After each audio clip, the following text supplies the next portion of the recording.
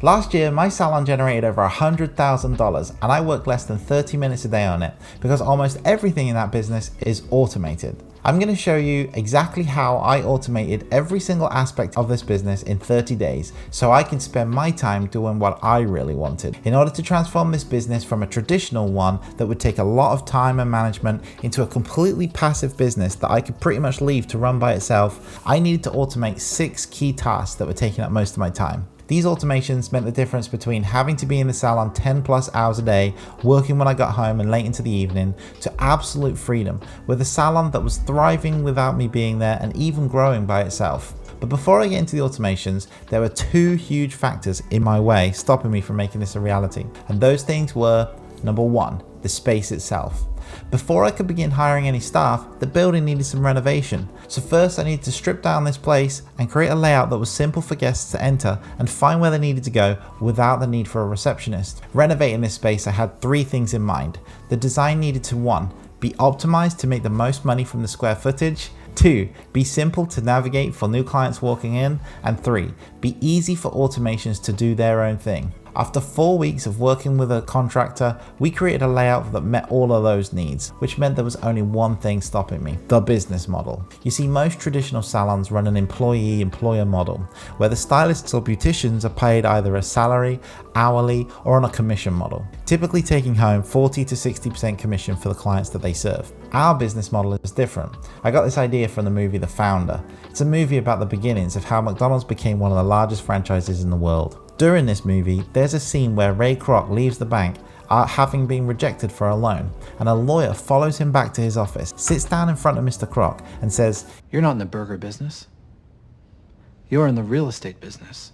I took the same advice that launched McDonald's franchise and focused on the real estate aspect of this salon. I decided to take the building and rent the spaces to beauticians and stylists so they could run their own independent businesses inside the salon. This cut out all the responsibilities that comes with having employees, such as product inventory, managing the staff, scheduling clients, as well as providing the health insurance, retirement plans, or advertising, any of that stuff. All I had to do was build a beautiful, functioning space, create a welcoming atmosphere, and then fill the salon with established estheticians, hairdressers, and cosmetologists. And because they're renters, they handle a lot more responsibility than employees, but they also keep 100% of their income. So it's a win-win for both us and the clients. Ultimately, the purpose of this allows me to have an almost entirely hands-off management style, and the renters themselves are in direct relationship with their own clients. So therefore, they manage their own schedules, client expectations, from booking the clients in, servicing the clients, and then checking those clients out. The main thing I provide is the space itself. Alright, now I have the business model down, it's time to get back to those automations so I could completely free myself from having to be there every single day. There were 6 crucial things that I needed to automate that meant I could leave it to run without me. First one, recruitment. So the business model's done and the space is renovated, now I just had to fill it. As I said before, the business model is about renters, not employees. So to get new renters, I needed to advertise. First, I made a short video with the help of my wife following the 12-step sales letter by David Frey. I filmed a video enticing beauticians, cosmetologists, and estheticians to come look at our space. Then I built a landing page to host the video and explain a little bit more about the opportunity and provide some answers to some of those most common questions. Then I posted the video to Facebook and Instagram and started promoting the offer to a targeted demographic of women who qualified as an esthetician or a cosmetologist in the local area. I'll be making another video soon about the details of how to set up a lead generation system like this, so make sure you subscribe to be notified when it's released. We use software called TidyCal, there's a link in the description, to capture the contact information and allow prospective renters to set up an appointment to tour the space automatically. It took around 14 days to get the first few people in, and after the contracts were drawn up and the rents were paid, I was making money.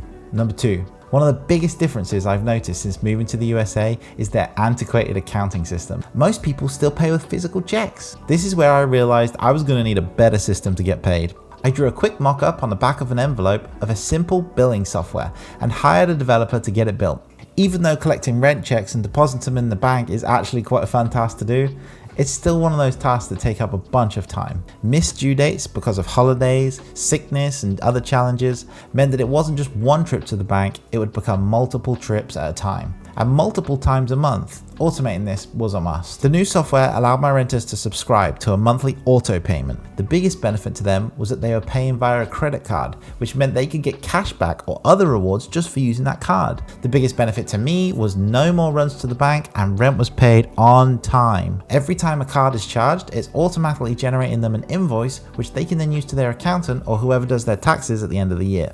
That's the billing done. Compliance. One of the most boring parts of owning a beauty business is the amount of red tape and legal requirements to be a compliant business. Obviously the rules are in place to keep everyone safe, but there's a lot of management involved in making that a reality. So using the software that we built, we made an area where renters could easily upload all of their insurances, legal paperwork, and material safety data sheets. Now, whenever we get inspected, no matter where I am, anyone can easily pull them up and show the inspector at a click of a button. That's compliance done. Management. Managing the staff is pretty straightforward. It's important to mention at this point that all the renters are individual business owners themselves. Therefore, most of the management of the business is their responsibility. Also, I was very selective about who definitely would and who definitely wouldn't be a good fit. When I interviewed potential renters, I was really only looking for people who are easygoing, mature, and responsible. A red flag for me was if they spent the best part of the interview complaining about their previous place of work. I've actually been really lucky with the people who work here. They're kind, considerate, and generous, and always help one another. It's helped create like a culture of motivated, entrepreneurial women who all run their own business in a one collaborative space. Finally, I added a section in the software we built that allowed renters to leave anonymous feedback so that they can tell me anything without anybody knowing. Okay, marketing. This was the biggest automation by far.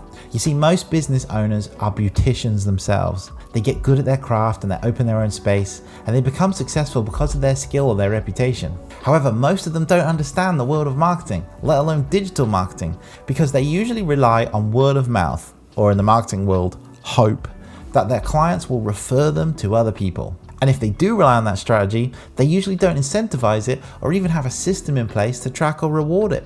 This gave me a great opportunity in my local market. I outsourced SEO work for the website, so I started to rank in the search engines for both booth rental and beauty room or suite rental. I also paid a content writer to create content to get us some backlinks and build our website strength. Then I added a review process to the end of every single appointment, which meant I could build up reviews on Google, which would help us even more in the search results. Finally, in order to grow the social media, I asked the renters to collaborate with the salon's Instagram page, which would populate our grid. Okay.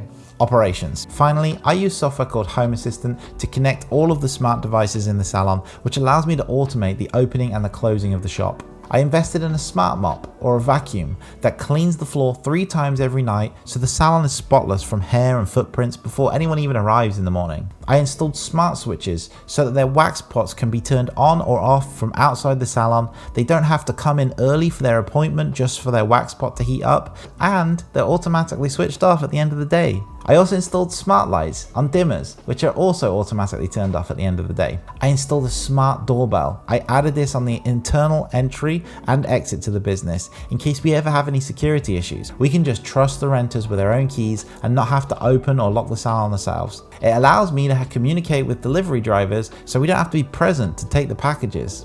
In order to keep costs down on heating and cooling, I also installed a smart thermostat.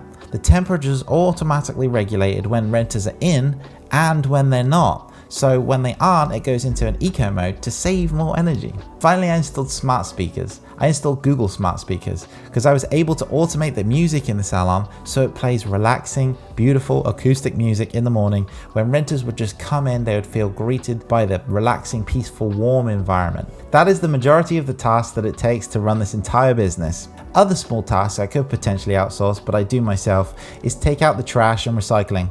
I restock the supplies for the kitchen and cleaning, which are both on subscription purchases with Amazon Prime. And then any DIY tasks that anyone may have, such as putting up a cabinet in their room or fixing a wobbly hair chair, simple things like that. The very last thing I did was set up a dashboard in my home office that monitors and tracks the KPIs of this business. If you're interested in wondering how I did this, please let me know and I'll make another video. I hope you've enjoyed this video as much as I've enjoyed putting it all together. If you like this video, please make sure you share it with someone who supports you on your journey to freedom. Please like and subscribe and leave a comment and tell me if this content is good for you and if this is some of the stuff that you resonate with. And remember, until you find a way to make money in your sleep, you'll be working until you die.